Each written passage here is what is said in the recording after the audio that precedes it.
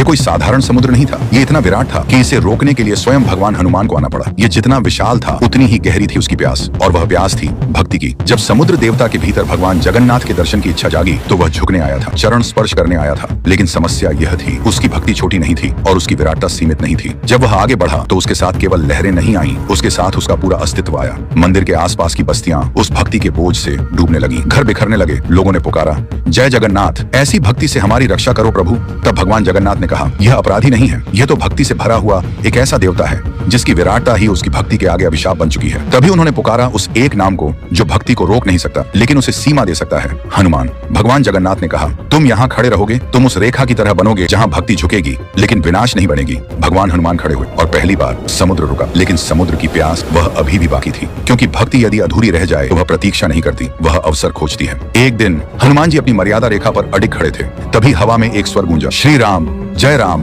किसी गांव से उठा सरल सा भजन, लेकिन हनुमान जी के लिए वह स्वर नहीं, साक्षात राम थे। उनकी दृष्टि समुद्र से हट गई, सेवा पीछे छूट गई और वे चल पड़े उस गांव की ओर। मंदिर के सामने ग्रामवासी राम भक्ति में झूम रहे थे, हनुमान जी भी उनके बीच आ गए और राम नाम की धुन पर ठुमकने लगे। न वीर रहा न प्रहरी, बस एक भक्त था, हंसता हुआ नाचता हुआ, प्रेम में पूरा डूबा हुआ। नाचे मुस्कुराए, राम नाम में पूरा खो गए। लेकिन उसी क्षण समुद्र ने अवसर देखा, मर्यादा खाली हुई, लहरें उठी, जल आगे बढ़ा और पुरी के चारों ओर फिर भय छा गया। तब लोगों की पुकार आकाश चीर गई, जय जगन्नाथ, हमारी रक्षा करो प्रभु। तब भगवान जगन्नाथ प्रकट हुए और पहली बार उन्होंने हनुमान से कठोर स्वर में कहा, हनुमान तुम अपराधी नहीं हो, लेकिन तुम्हारा प्रेम इस समय कर्तव्य से बड़ा हो गया है। फिर उन्होंने कहा, जहां भक्ति लोक रक्षा से टकराए वहां भक्ति को अनुशासन चाहिए। तभी भगवान जगन्नाथ ने लोहे की जंजीरों का आदेश दिया। वे जंजीरें दंड नहीं थी, वे मर्यादा थी। हनुमान जी को समुद्र के सामने एक ही स्थान पर स्थिर रहने का आदेश मिला। हनुमान जी ने कोई प्रतिवाद नहीं किया, उन्होंने सिर झुकाया और कहा, प्रभु यदि मेरी स्थिरता से एक भी प्राणी सुरक्षित रहता है तो ये जंजीरें मेरे लिए आभूषण है। और तभी से पुरी में यह मान्यता है कि आज भी समुद्र आगे नहीं बढ़ता, वह लहरें उठाता है, गरजता है, लेकिन उस अदृश्य रेखा को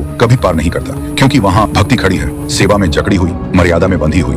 पूरी जगन्नाथ धाम में समुद्र का मंदिर की ओर न बढ़ना एक प्राचीन लोक विश्वास है। हनुमान जी की बंधी हुई सेवा को दंड नहीं बल्कि लोक रक्षा की मर्यादा माना जाता है। यह कथा शास्त्रीय प्रमाण पर आधारित नहीं बल्कि स्थानीय परंपरा और आस्था से चलती आई है।